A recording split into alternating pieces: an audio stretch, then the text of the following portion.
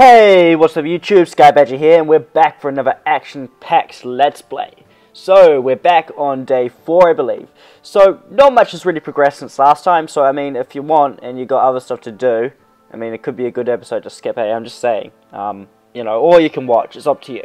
Anyway, not much has changed. Day 4, World's Mightiest Army stat, Index of Nations. If we have a look at the World's Mightiest Army stat, we can see that we're actually doing pretty good in 11th place, and that's considering we took a massive beating due to our own errors fighting Queens. Well, Queensland. I don't know, Queens. It depends what you want to call it. Now that's not too bad considering we are in 24th place, so we've jumped a few places in here, and I expect to see that rise a bit more as we continue to develop our power and develop our forces in all areas. So, basically, we're out of the... Go away, updates. I was in the mood as well. I should probably get around to those. Anyway, where we were at is...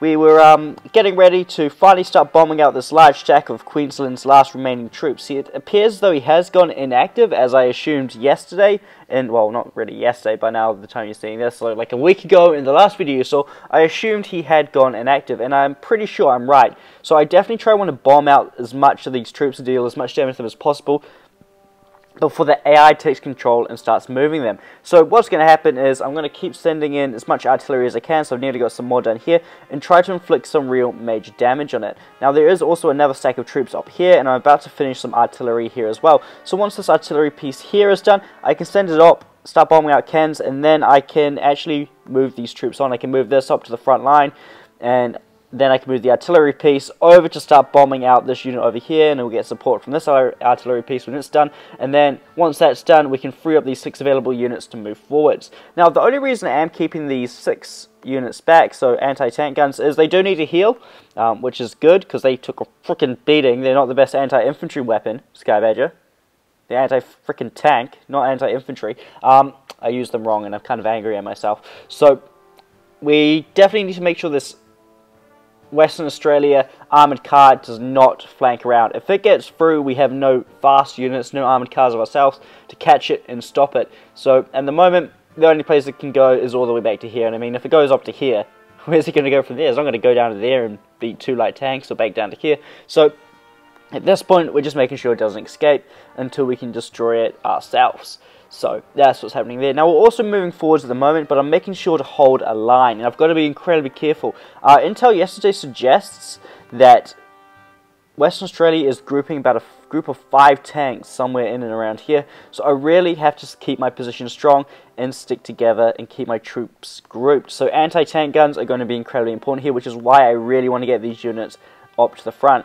5 light tanks is even if I keep those 2 there together, is just going to smash through that. 1 anti-tank gun will definitely leave a mark, but it's not going to win the war. Down here we can also see that I've got a little bit of a raiding party going around. I'm going to try to capture Perth and this place at the same time. So what I'm going to do is I'm going to send a submarine down there. I'll park it up briefly in the port at Perth, and I'll try to get Perth first. I'm not going to go for both of them at the same time. As far as I'm aware, actually that could be a good thing to do with my spies today. How many we got out there? 1, 2, 3, 4, 5.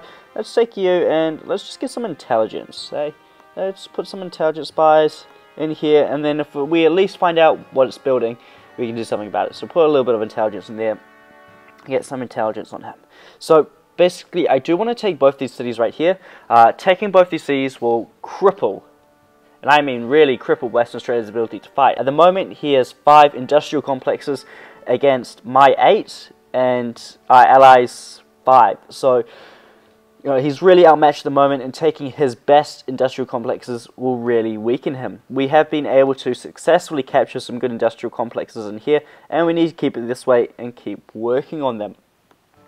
Now, I am moving the front up here, obviously, just so, you can keep applying pressure, keep moving, and put a little bit of a buffer zone between ourselves and our industrial centres. We wouldn't want to lose these. I mean, they're not even upgraded, so if we lose them and have to go back in to catch them, there'll be nothing there. So on the flip side too, so we are going to move up, but we're going to stay in a line. So this group's going to move up to there once it's done, which will allow this group to move up to here and capture these 2, and then boost my rear production slightly. Luckily for me today, there's no further upgrades I need urgently to get, so I'm probably going to, once the tactical bomber and infantry is done, stop researching for the day, because I have all of the infantry upgrades I need, not researching militia. Don't even make me think about it. Armored car and light tank, like I said last episode, I have no intentions of using the armored tree at this point. I do later on if I have available resources, and create some raiding units with light tanks and SBAA and some SB artillery, but that is late game sort of thing right there. I would, however, like to get naval bombers and strategic bombers, but they're going to take a little bit of time to build up the goods and rare material, so I have to wait on that. So, you know, day 4 today, day 5 tomorrow, and then maybe cruiser. If I get the resources, I'll go for cruiser, but I doubt it. Without much production per day, it's not going to be easy. So while we're on the note of our production, let's have a look at what we're building. We're actually building quite a bit at the moment and not producing all that much. So as you'll notice, I am producing an interceptor, and that's because it's probably about time I started investing in an air force. Considering I only have one air base, it's not a very good investment, but if I can get aircraft up into Australia, then when I move into Papua New Guinea, which is now inactive, like I theorized last episode, it will make it a hell of a lot easier to scout out and get those sort of things done. So that's the plan right there. Capture Australia, get aircraft, move up. Now, in terms of artillery as well, I am going to go for and try to get quite a bit of artillery. My aim is to get 16 pieces, and then I can form 4 groups of 4 artillery pieces. So at the moment, once these are done, I'll have my first group of 4, and then on top of that, I want to equip those with 2 anti-air guns and 1 infantry. So stacks of 7 in reality for my artillery groups, and then in my army, I want to try and make groups of 2 infantry, 2 anti-tank, and 2 anti-air, so 6, and I want, you know, quite a few of those. On top of that, I'm also going to work on my air force, and I want to get that up to my typical 15 interceptors, 15 tactical bombers. That's going to take a little bit longer, and I also want to build my navy. So I have a hell of a lot of things I want to do, and not the economy to do it. So as you can see, I've started the sub-wall down here, and I need to connect the sub-wall all the way up to these islands, and then capture these islands and put air bases on them.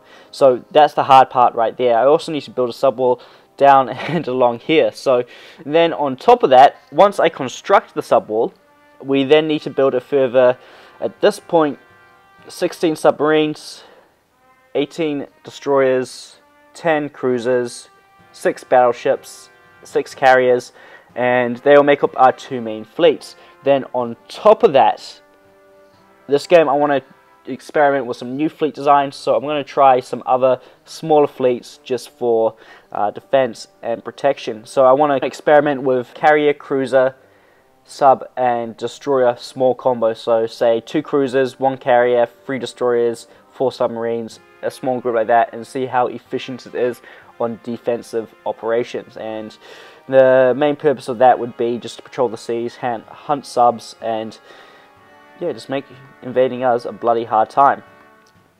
So there are a lot of things I want to build, and I don't have the economy to do it. So compared to the last game, the last fan game where I was South Argentina, our economy is actually going pretty strong, and I'm making some good progress considering the amount of land I have. So if we actually come in and have a look at what we're building, we can see that we are investing pretty heavily into our economy and really trying to boost and lift goods production. Now, goods always slows us down, and we use a massive amount of goods. As we produce infantry, and we're going to use a lot of infantry this game, we're going to need good production to support it and to make sure we can actually keep up.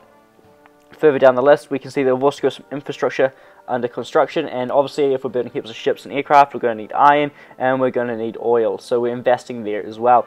Now, the next place I would like to head with my upgrades is I'd like to spend today a good amount of resources on upgrading this to level 3, and I'd also like to upgrade my other iron producing provinces, so get this one here up to infrastructure level 2 as well, and this one here is obviously upgrading with a industrial complex, but continue working on that. Now, I think I have got some other industrial complexes that aren't upgraded. Yes, so Greymouth, I definitely want to get up to a level 5 industrial complex.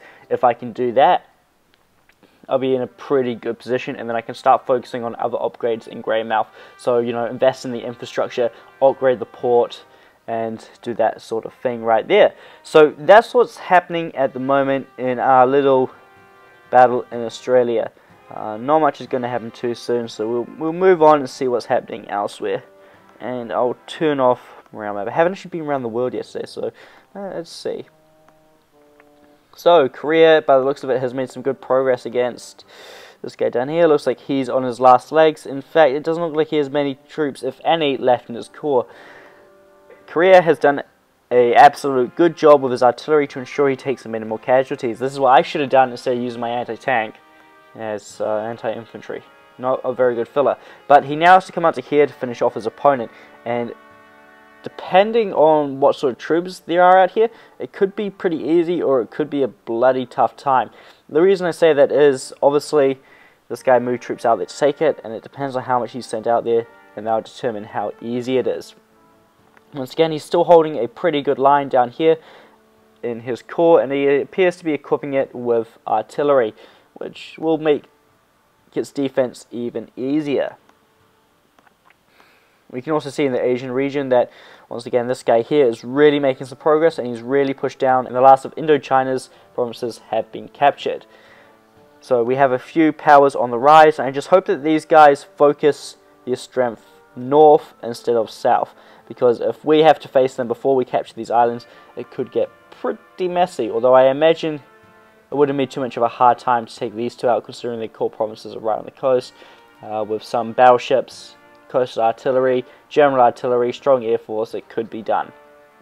Anyway, that's the goal right there. So if we head further into the Middle East, do we have anything happening in here?